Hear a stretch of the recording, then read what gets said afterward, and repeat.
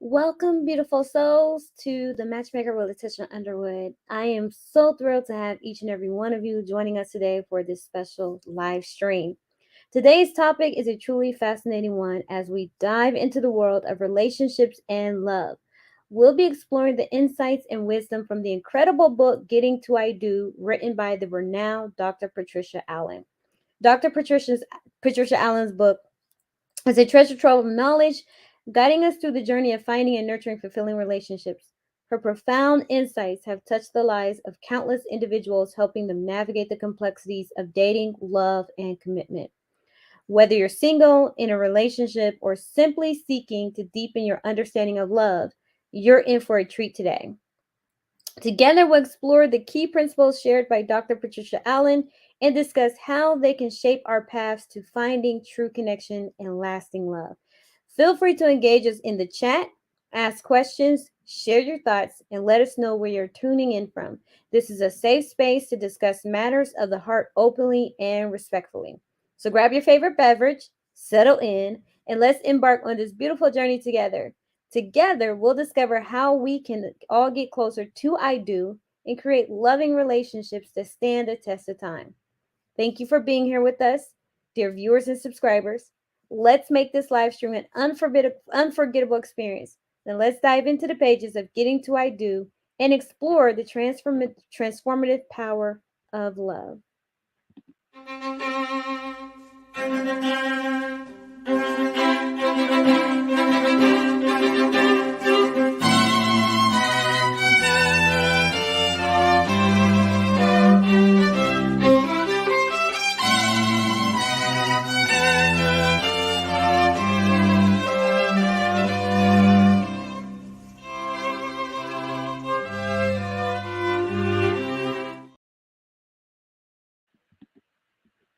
All right, so we are on chapter 2. Yesterday I read from chapter 1. Does it sound like you? So now we are on chapter 2, the story of two women. So if you have the book, feel free to read along. If you have any comments, put them in the chat and I will answer any questions that you may have. So here we go. Leslie Marshall, a beautiful blonde with a great figure, wearing a sexy black cocktail dress, was getting ready to leave a charity dinner dance when she noticed a well dressed man with the sensuous good looks that had always attracted her walk through the door. Leslie, a dynamic account executive at a small advertising agency, was eager for a relationship. She had a wonderful job, good friends, great clothes, even her own condo. But the one thing missing from her life was a husband. She couldn't understand why, although she'd been with many, men all seemed to want sex but not commitment. Now, Leslie wanted very much to connect with this handsome stranger, so believing it perfectly acceptable to pursue a man the same way he might pursue her, she crossed the room and with a broad smile introduced herself and asked him to dance. He accepted, and on the dance floor, Leslie learned that he was a computer consultant named Mark who had a terrific sense of humor, held her close, danced beautifully, and turned her on. 1 hour later, Leslie and Mark left the party and went to his apartment where they barely made it into his bedroom before they began making love. A modern woman, Leslie enjoyed sex and believed in getting it out the way early. She worried about AIDS, of course, and always protected herself. But usually, when she was attracted to someone like Mark, she didn't hold back. Mark was a wonderful lover, enduring and eager to satisfy her. By the next morning, Leslie was sure she was in love with the smart, sexy, gentle, and sensitive man. Mark and Leslie's courtship began that night, and in a style that seems typical of today's world, they were both articulate people who believed in equality in romantic relationships. They both wanted the freedom to call each other, to plan dates, to seek the other's business and financial counsel, and to share painful feelings openly. They believed that men could display their sensitivity and still be respectable, and that women could be successful and smart and still be desirable and lovable. So, what went wrong? Leslie was a giving woman. If Mark had a personal or business problem, Leslie would stay up talking well into the night, trying to help him solve it, even though she had to get up early and go to her own office the next day. If he complained of a headache, she would rub his neck and sometimes throw in a full body massage. She even tried to help him save money, and when his car was in the shop for repairs, she gave him hers so that he didn't have to rent one, even though this limited her mobility, took time away from her business, her aerobics classes, and her friends. Mark thought he had struck gold. He loved the fact that Leslie was not only beautiful, powerful, willing, and sexual, but also non demanding, self sufficient, and self motivated. He respected her ability to run a business during the day and still provide a nurturing, loving environment after work. Did Leslie occasionally feel a twinge of resentment about how much she was putting out without getting much back? Well, yes, but still, she never told Mark how she really felt and never let him reciprocate, even when he offered, because she feared that he would be inconvenienced or annoyed doing things for her that she could do for herself. Leslie wanted to be totally self sufficient, a low maintenance woman, so that Mark would never resent her as a burden and leave as so many others had. About 4 months into the relationship, Leslie learned that a close friend had died suddenly. That night, when Mark came over, he found her in her bedroom crying. She told him what had happened, then flung herself into his arms, expecting him to comfort her the way she always comforted him. Instead of holding her close and rocking her in his arms, he began talking about a problem he was having with a broker in his office. But Leslie couldn't help Mark because she was distraught and needed him to help her. They began to snap at each other, and soon their angry words escalated into a fight. Leslie found herself losing control in a way she had never done before. God damn you, Mark, she said. Don't you care about anyone but yourself? My friend is dead, and all you can think about is your career. Mark felt his anger rising as well, but tried to hold it back. Listen, Leslie, he said calmly. I'm really sorry for your friend, and I understand how bad you feel, but there is nothing we can do about it tonight. On the other hand, my problem's got to be solved by the morning. Leslie couldn't believe what she was hearing. I never asked you for anything, she cried. I always take care of myself. Why can't you give back to me when I need you? Mark's face turned dark. So you have a scorecard on me, do you? You think I owe you something? Well, I have news for you. I will not be controlled by guilt over what you do for me. I will not be manipulated by you or any other woman. A moment later, Mark slammed the door and was out of her apartment as Leslie stood, rooted to the spot, shocked by how quickly things had fallen apart. She tried to run after him, but when she reached the apartment house lobby, Mark was already gone. Leslie watched the clock for 15 minutes, then called him. There was no answer. She called again. All that night she called, but he never picked up the phone. Early the next morning, Leslie was back on the phone trying to reach Mark, but there was still no answer. She finally reached him at work. He icily listened to her awkward apology and agreed to come over that evening. That night, Leslie was on her best behavior, solicitous of Mark's every need, and as they made love, she did not even think of her needs, nor did he, and pushed down her feelings of neglect. She was willing to put his feelings ahead of her own. Mark was the best man she ever had, and she didn't want to lose him. But after that night, there was a subtle distance between them. One night, when Leslie tried to initiate sex, Mark angrily told her that he wasn't about to become a sex machine for her pleasure. Another time, when plans Leslie had made for the two of them, coincided with something else that Mark wanted to do, he accused her of trying to control him. Then, when Leslie was describing her handling of a certain business situation, Mark's strenuous criticism of it turned into an argument when she accused him of trying to boss her around. Things would get better, then worse. Stopped calling as often as he had in the past, and she was so confused and miserable that she started calling him more, only to hear a coolness in his voice that made her feel as if she were intruding. Leslie tried everything she could think of to bring back the relationship. She read self help books, listened to talk shows, and sought out the counsel of friends, but nowhere did she find an answer to keep from losing Mark. Daily, she felt herself slipping into the pathetic woman she never wanted to be, Abandonment and fear were becoming problems that constantly pushed her into giving more and asking for reassurance. But Mark responded only by laughing or changing the subject. The more she chased after him, the more he pulled away.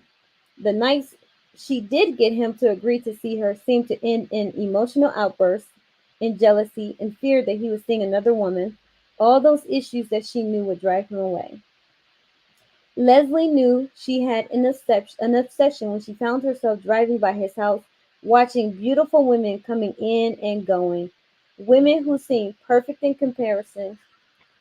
Then suddenly her despair turned to rage, and all she wanted to do was to hurt him. One night, after begging him to see her and having him refuse, she went to his apartment and knocked on his door. After a long wait, Mark came to the door, clad only in a robe. It was obvious to Leslie that he had been in bed with someone else. When he wouldn't let her in, Leslie started screaming, "You have someone in there, don't you?" She clawed her way past him as he tried to hold her back. She made it as far as his bedroom, where she saw a frightened woman in his bed, holding a blanket in front of her. Mark managed to push Leslie out of his apartment. Shrieking, she ran to her car, started it, and drove off wildly. But then she stopped and cried on the steering wheel, whimpering like a small child. Miserable and depressed, she at last knew the relationship was over. For weeks, Leslie could barely leave her home. She mostly stayed in bed, watching TV and eating. Her work suffered, her self esteem suffered, her body suffered. Finally, she was persuaded by a girlfriend to come to one of my seminars on relationships, where, after listening for a while, she bravely came on stage and begged me to help her. Leslie is typical of many of the women I see, whose pride and independence achieve much in the business arena but little in the world of love.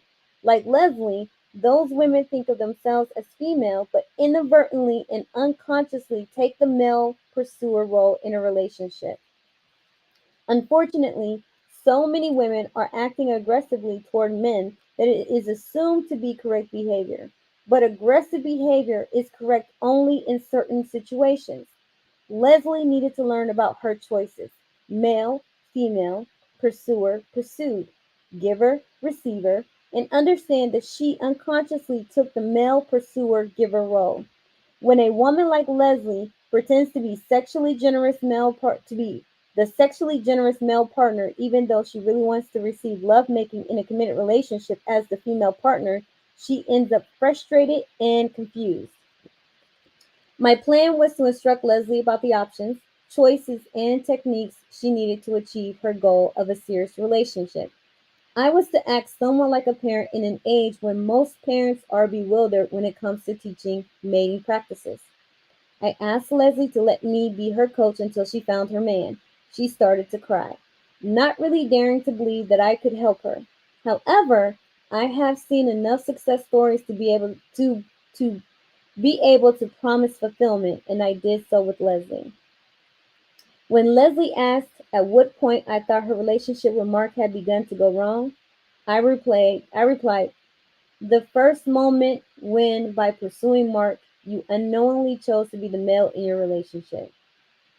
He who speaks first is male. If you had chosen to be female, you would have flirted with your eyes and your smile and let him pursue you. Leslie picked sexy men, whom she approached first. In this way, she unconsciously and automatically set up the relationship so that she would never get to be the sexy, cherished woman. If Leslie really wanted to be pursued and loved by a generous, protective, and cherishing man, she would have to learn to be passively potent and magnetic. Leslie believed that by giving her body to Mark, she would make him fall in love with her and later make a commitment to her. But handsome and successful men like Mark have been trained out of their generous, protective, and cherishing mating skills by women like Leslie who do all the work. Once Leslie had sex with Mark without requiring a commitment first, he had no reason to cherish her feelings or reward her with love and commitment. He saw and respected her as an independent woman. He accepted her generous, sensual gifts without any guilt, shame, or need to commit, because he believed that she had thought out her desire for physical, social, and sexual pleasure and knew how to avoid painful situations. In other words, by earning respect for giving, Leslie lost the right to be cherished by Mark as a vulnerable woman. But Leslie and Mark believed that traditionalism in roles was a thing of the past. Neither saw their parents' marriage as one they would wish for, but low maintenance women like Leslie are giving more and getting less than their mothers did before the women's movement. Neither Leslie nor Mark realized that their mothers were not just giving. They were in fact giving back to who had been committed enough to marry them and to be respectable and responsible for their welfare. But Leslie was giving Mark all the benefits of a wife without requiring a commitment from him. If Leslie had loved herself more than she loved Mark, she would have required a committed relationship. If he didn't agree to a commitment, she could say, no, thank you, without fear of loss. Better to lose him than herself. Instead, Leslie gave Mark sex at no cost of commitment, with, which ultimately led to her becoming used by him. He took all she would give until she sent him a bill of guilt, which caused him to leave for a better deal. Leslie and Mark believed in equality, which to them meant that both could have their thinking respected and their feelings cherished by the other equally. Unfortunately, in a love affair, duplication equals competition. Their equality blew up the night Leslie learned that her friend had died and Mark had a business problem. Both needed help. Both wanted to be given to, Leslie emotionally and Mark logically. The collision resulted in the beginning of the end of the relationship. Since they had not negotiated respect and cherishing priorities before entering the sexual area, neither felt cherished or respected. If they had negotiated and Mark had chosen to be the male energy and Leslie the female, she would have known that by giving Leslie some emotional loving support on the night her friend died, he would have been giving back all the logical help a comfortable woman can give. When the relationship came apart, Leslie immediately went into a doormat mode. I need him at any cost. I'll do what he wants. Her response was to give more rather than to evaluate what she had not received in the way of compassion. Seeing Leslie totally neglect her own needs in favor of his elicited dark disgust in Mark's nature. It was as if she invited abuse. He unconsciously became cold and punitive, thus getting more out of Leslie in her panic. He was totally into control and Leslie totally out of control. And she reached rock bottom on the evening she drove her car off violently. When verbal communication fails, violence ensues. Leslie began coming regular to my seminars, persisting in her quest for a loving relationship that would endure. She began to duty date, my way of describing that tedious, boring process of exposing oneself to people one really doesn't feel attracted to until one finds someone one does feel attracted to, wherein she was the bait, not the masculine pursuer. At first, being a magnetic, sexual, sensual woman made Leslie feel vulnerable and a little frightened. She was used to being in control. But I taught her that being vulnerable was safe as long as she didn't allow dangerous things to take place. For example, going home with a man she didn't know and having casual sex with him. She had to learn how to control herself without trying to control the man she was with. Leslie shared her stories about her romantic life in my seminars and asked questions about how to deal with each situation. She found that she did well with duty dates, but when she was with the men she liked, she inevitably went back to her old ways only to end up with a broken heart.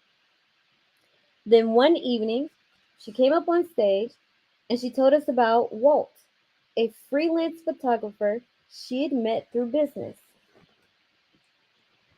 Their first date was a picnic on the beach. They had a great time, easily touching and affectionately kissing. She learned that although Walt did not have much financial stability, he was fun, easygoing, and spontaneous. Playing with Walt allowed her to feel feminine, sensual, sexual, and physical. She liked him a lot. Although she couldn't help wishing he had a stronger, more assured financial future. Leslie dated Walt regularly, but non-sexually for more than 2 months, at which time he asked Leslie for a commitment. When she mentioned her financial concerns, he explained that when they married and had children, he would climb the corporate ladder. He would do it for his family, but not for himself alone. He needed inspiration. He told her that he would like for her to continue working full time until the first baby was born. Then he wanted her to consider either just working part time or staying at home with their child. Leslie thought over Walt's proposal and accepted. Soon after their marriage, Walt got a terrific job on a magazine, and money started rolling in just as he said it would. After Leslie gave birth to their son, she worked for a little while but then quit. She and Walt have plans to gradually build his home studio into their business together. Although Leslie had started out as a career woman, she was now a woman with a career on the side. Some women want to be career women, but not Leslie. So let's talk about Leslie for a second before we get on to the second woman. Like, I hope women understand how profound that story was. I come across so many women and men who encourage behavior like Leslie's, free casual sex, trying to use sex as a means to control the man and get what you want.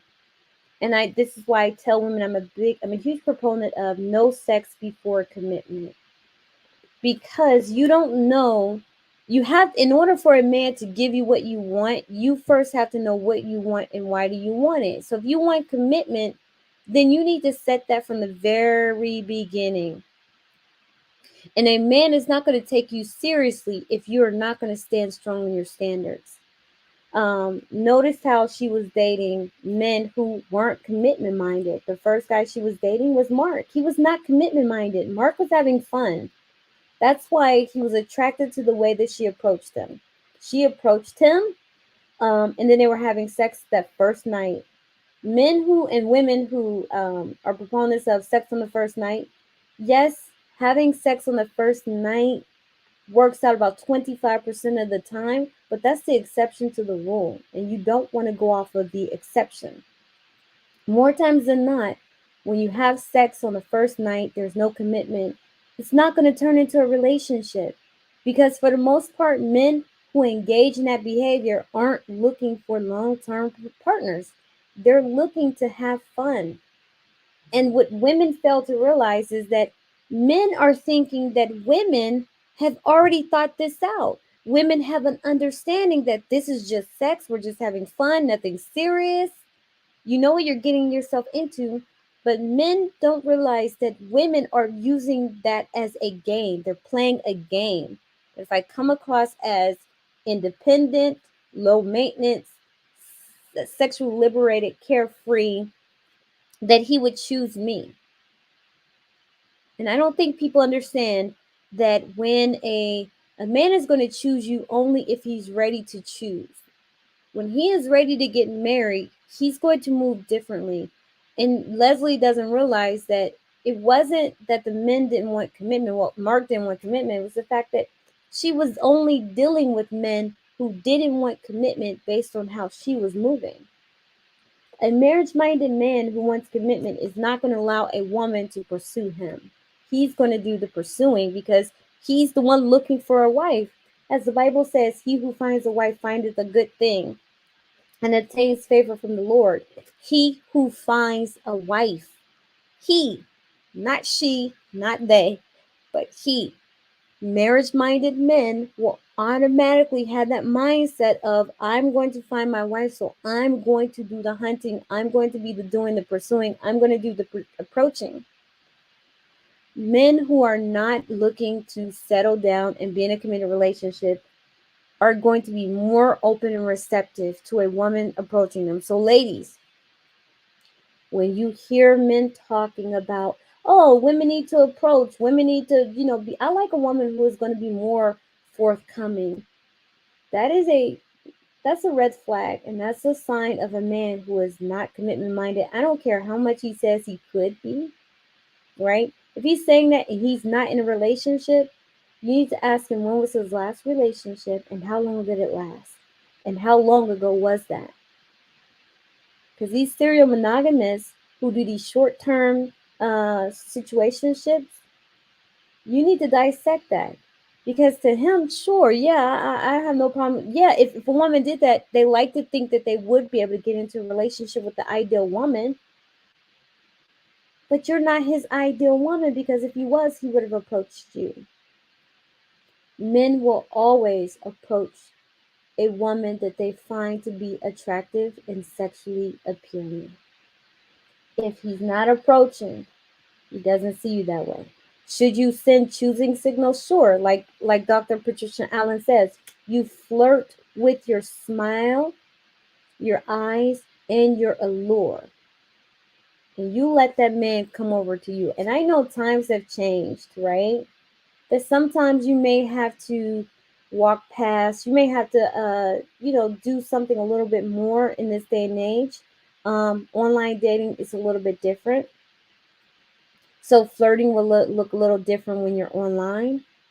But when you all are, hey, how are you doing, I think we should get to know each other, I think we should hang out, we should do something, that's you now pursuing him.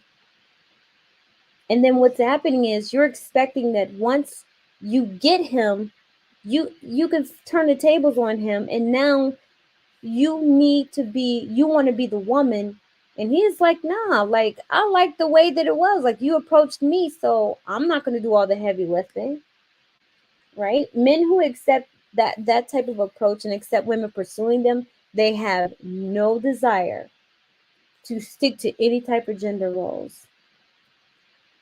For the most part, they are going to enact and enable a more egalitarian dynamic. They're not going to have any sympathy for you being a woman. It's going to be, well, I'm going to give you as much sympathy as you give me. I'm going to give you as much emotional support as you give me.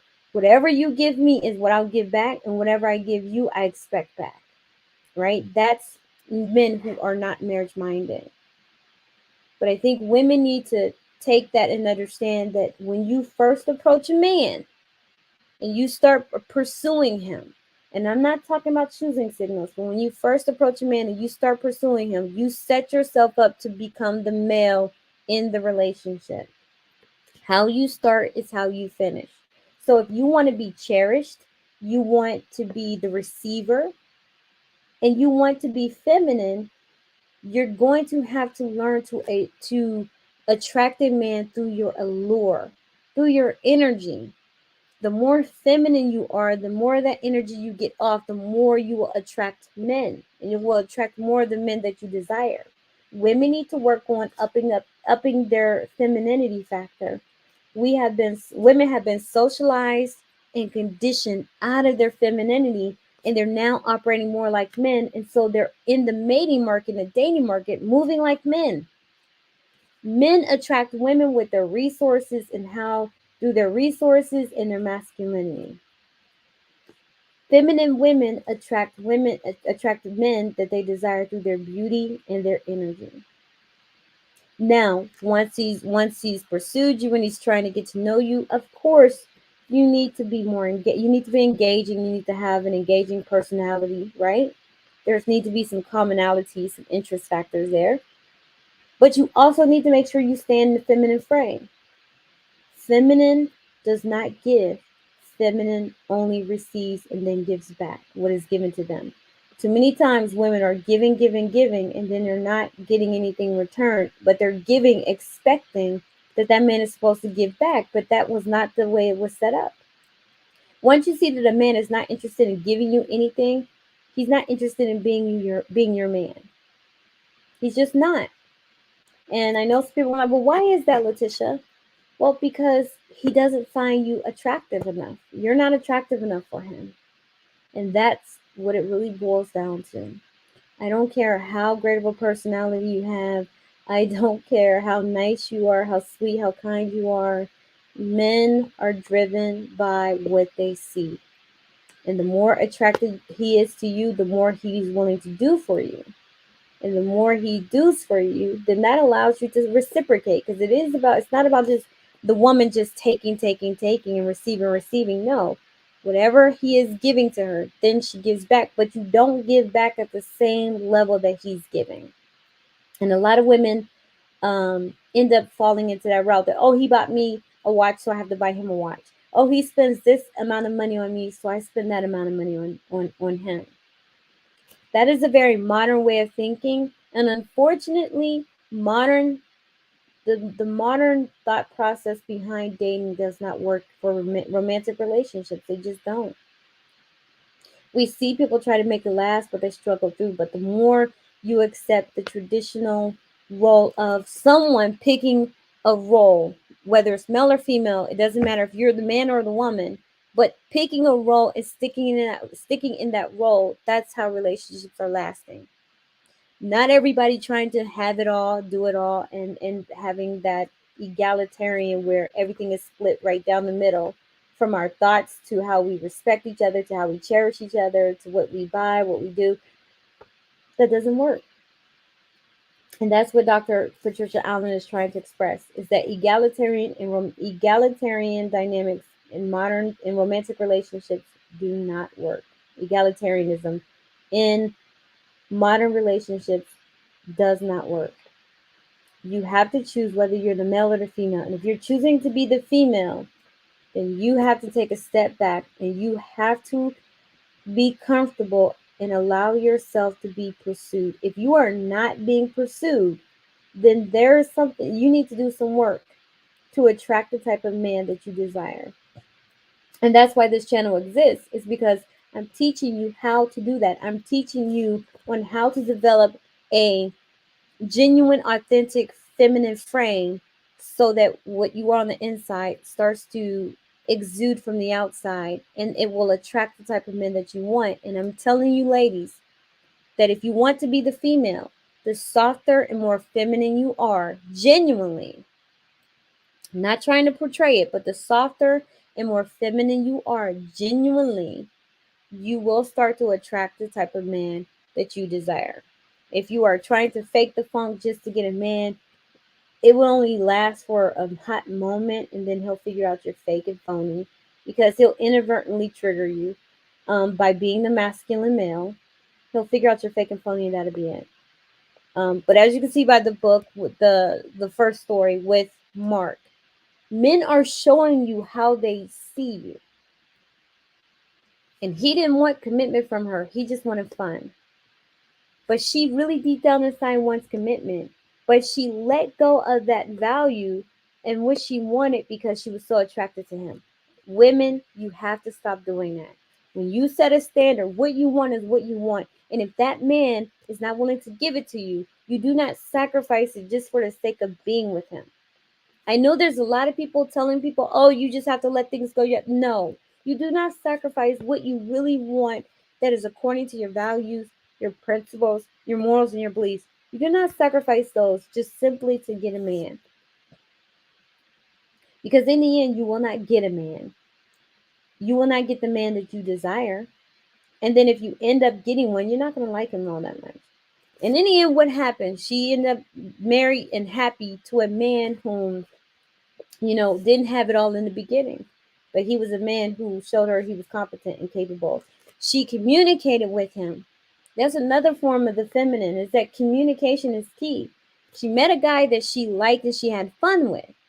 And then she communicated with him her desires and what her fears were. She said, look, I'm worried that you don't make a lot of money. Like, you're not as stable as I would like. And what did he tell her? He said, look, I don't care to be that financially stable right now, but once I have a family, sure. And that's okay, ladies. It is okay for him to say, listen, I'm not worried about that right now, but when I have a family, most definitely. So he's going to communicate to you that, listen, when I get a family, I am planning on working hard for my family. But if you get a man and you're talking to him about that and you're relaying your fears to him and he's like, oh, no, you'll be okay. Or you can work. You can take care of everything. That's what I got you for. That is not a man you want to be with. Not if you want to be the female. So ladies, you have to drown out all this stuff that you're hearing from other women, especially other women who want you to be a work mule, who who try to portray themselves as the female in the role, but they're not. They're the male. And that's what happened with Leslie. Leslie was thinking she was the female, but she was actually the male, and she was inadvertently playing a game, but she couldn't play for keeps and she would lose every time. You don't play games in the mating market. You will lose every time, especially when it comes to men. Because to be honest with women, you're trying to play a game like men, not without understanding how men are and who they are and why they're moving the way they're moving. You're playing the game without context. So you're moving like the male, but you want to be the female. And you have to choose, and you have to stand that frame. You can't let your fear and your anxiety of not getting what you want, and then you're flipping and switching into the male role. So we're going to move on to the next one, Andrea.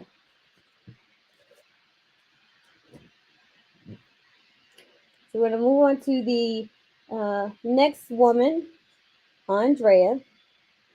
Andrea is a real estate broker. Wonder what was wrong with her. Why couldn't she make a relationship work? Why did every man she met seem to compete with her? Her sister Margaret, who was not as pretty or smart as she was, had married 2 years earlier and was expecting her first child. Andrea just couldn't figure it out. Then one of her customers brought her to my seminar.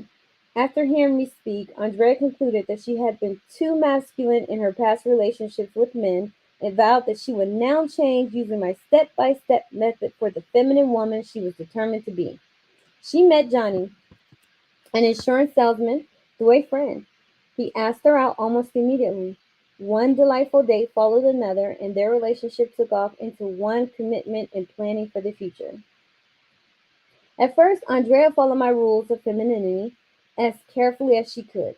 She listened to Johnny's ideas and thoughts, responded with her feelings, and enlisted his opinions on things before voicing her own. She didn't tell him what to do, she didn't call him, and she didn't plan their social life, all things she had done with men in the past. But somewhere around the fourth month, Andrea's natural self began to emerge when she began instigating the social events in their lives, being careful to fit in her work schedule rather than his. She also started giving Johnny gifts, first a VCR, then of various items of clothes. Soon, whenever Johnny tried to convince Andrea about some idea he had, instead of just telling her feelings, she began to respond with her own enthusiastic ideas. In fact, in no time, she was telling Johnny her opinions about everything, including the various ways she thought he could improve. The more she began to assert herself, the more he began to pull away. He saw her enthusiastic ideas as their implementing or supplementing his own. Before long, Johnny was snapping and Andrea was attacking. Because she felt that he did not listen to or respect her opinions, little by little, without Andrea understanding why, the warmth and promise of the relationship was going. Johnny felt himself slipping into frustration, into what seemed to him like a secondary position, and soon began an affair with a young assistant at his office. When Andrea discovered the affair, she ended their relationship, but she was in pain, confused over why Johnny could reject her in favor of other women, of the other woman. She felt bewildered, but after listening to her story, I suggested that she might be following the wrong principles. I believe that she was a woman driven by masculine type of energy. I explained to her that training from her mother and father by the type of woman he had chosen was to be a feminine, energized, receptive, cherished woman. However, her own nature was to be an assertive, respected, career-oriented woman, meaning a woman with a masculine energy approach rather than the feminine energy approach that her mother and sister employed. Andrea had initially been doing what she thought was correct, socially accepted technique, but found her real self surfacing after the relationship was established. By suppressing her inherent inclinations, she was creating a powder keg that would unavoidably explode. The trick was to discover herself, not remake herself. I suggested that she now go out into the dating market with a different approach and that she begin to express her thoughts and wants freely. If you find someone you like, I said, tell him you would like to go out with him. When you become when you come on with a receptive feminine type demeanor, you're attracting the wrong men for you. Because you're attracting men who want to lead, instigate, and give first. But that is exactly what you really want to do. So you must find the opposite in a man. A quick change attitude wasn't easy for Andrea, since she had watched her mother and sister deal with men in the traditional way and had been taught that this was the only acceptable way for a lady to act to attract a man. But with my encouragement, she determined to give the other approach a try. A few weeks later, Andrea attended a singles party. She met three men and asked each for their card. Later in the week, she called them, talked briefly and cordially to each, then suggested that two of them get together for a drink. One of the men rejected her offer, and two accepted. Daniel, an accountant, the first man she met for a drink, clearly hoped that Andrea would be a fast and free playmate. He was turned off when he discovered that her assertive approach did not mean she wanted casual sex. Andrea was looking for a committed relationship with the right man, not a wild and sexual fling. Their second meeting was their last. Andrea knew he was not for her. Ryan, the second man, accepted Andrea's invitation to have dinner. He was an artist who was fascinated by Andrea's business prowess and her intelligence. Andrea relaxed into the relationship from the onset, giving to Ryan first and cherishing his feelings. This was a perfect relationship for Ryan, who got no thrill out of aggressively competing in the world of business. He was delighted when Andrea suggested that she organize a showing of his paintings at a friend's gallery, thereby promoting his work. Ryan was comfortable with her energy and takeover disposition, which was a wonderful compliment to his own more introspective and artistic inclinations. They married at the end of their first year together, and when their first son was born, Andrea stayed home with him for the first 6 months, then went back full time to work. Ryan had shared in the child caring activities for the beginning, but then took over most of these since he worked in the home. Although not conventional, they are a very happy couple and very well suited to one another. Leslie decided to be the feminine energy in her relationship, and Andrea chose the male energy as best suited for her. Now it is your turn to make the decision. The next chapter will give you some clues about how to do it. Okay, so with Andrea, and this is the issue I have with a lot of the conversations that I'm hearing on social media, is that women are afraid to acknowledge that some of them are the masculine energy. And so they are trying to be feminine energy and they're attracting the wrong type of men. Andrea was going off of what she thought. She thought because her mother and her sister were more feminine energy, so she thought that's what she was supposed to do. But it wasn't working for her. It wasn't yielding her a relationship, the committed relationship. It wasn't yielding her marriage. And so by working with Dr. Patricia Allen, she realized that, oh, okay, I can't do the feminine stuff. I can't approach this from a feminine aesthetic. I have to approach it from the male aesthetic. Ladies, if you want to lead, there's nothing wrong with that. There's plenty of men out here who will accept that. Right? So my channel is not necessarily about getting you to become feminine unless that's the role you want to play. But I also want women to understand that if you are masculine and you need to take a different approach. If you're masculine trying to be feminine and you get with a masculine male, eventually you will butt heads because your true nature will come out. You want to lead, you feel comfortable with pursuing, you feel comfortable with being in a position of taking charge. So for the sake of the book, I'm letting women know that if you are operating in your male energy, that's okay. You just have to figure out which energy you are so that you don't attract the wrong man. Masculine attracts feminine, feminine attracts masculine.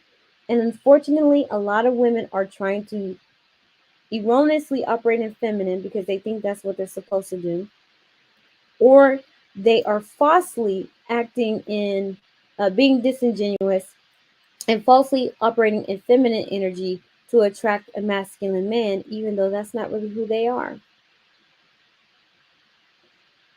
Feminine Femininity is genuine. It's just who you are. You don't have to become it. You don't have to think about it. You don't have to wait for the right man in order for you to be feminine. A lot of women who say, I'm just waiting for the right man to be feminine so I can step into my feminine.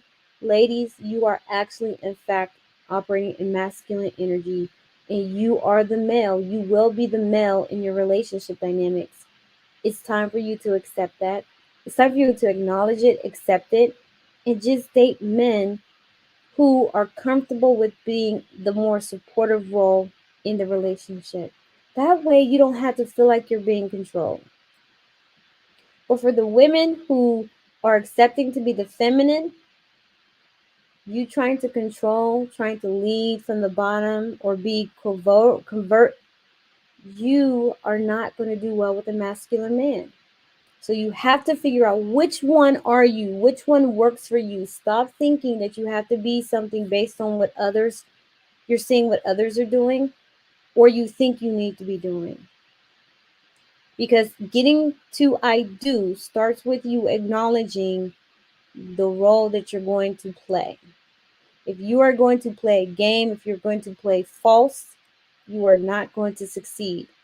But if you are going to be true and authentic in your role, you will meet the man that you will meet the man that is right for you, that you can be in a relationship, you're attracted to, you get along well, you'll have commitment, you will have marriage. I promise you. So again, are you the male? Are you the female? It's up to you. It's up to you. You have the power to choose, and only you can choose. And you stand on that.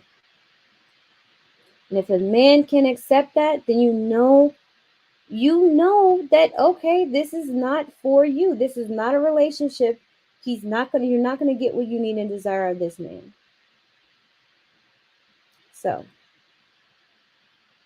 the power lies with you. You get to choose.